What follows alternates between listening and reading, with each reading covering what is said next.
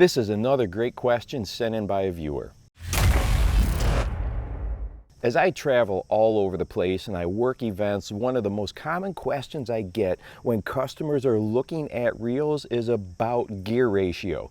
And if you've been bass fishing for a while, you know that gear ratios have changed a lot over the years. What was considered fast 10, 15 years ago is now moderate or even slow in some particular cases. Well, I just want to go over quickly how I look at gear ratio, and then you can apply it to the reels that you currently have in your setup. So anytime that the rod is imparting the action, the rod is doing the work, whether that means I'm dragging a jig or hopping a Texas rig or pulling a Carolina rig, in all those situations the rod is doing the work. When I have that going on, I want to use a high speed gear ratio, whatever that is for you. Maybe it's a 7.1, a 7.2, or maybe you've got one of the newer reels that are like an 8.2 or an 8.3. But in those situations, I want a high speed gear ratio because after my presentation is done, I want to pick up as much line as possible. And with some of those presentations, especially that Carolina rig, the bass tend to pick it up and man, they just run right at you. So if I've got a high speed reel, I can pick up line quickly and hopefully catch up to that fish and get a good hook set. Now on the other end of this, if I'm using the reel to impart the movement on the lure, impart the action on the lure, that is when, me personally, I'm going to go with a slower gear ratio. I think about David Fritz, one of the greatest crankbait anglers of all time.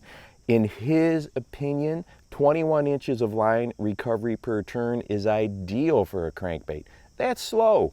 A lot of times on my crankbait reels, I'm using that 5.2 to 1, but those are getting hard to find on the marketplace, so I may have to step up to like that 6.2 or the 6.3.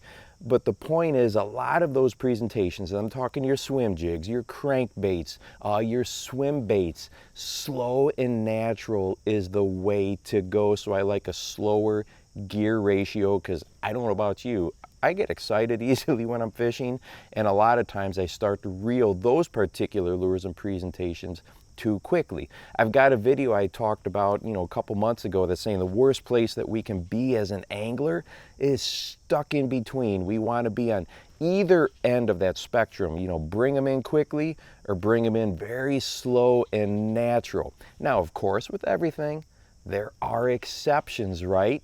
And the exception for me is if I am burning a square bill or I'm using that skipping minnow retrieve with the soft jerk bait.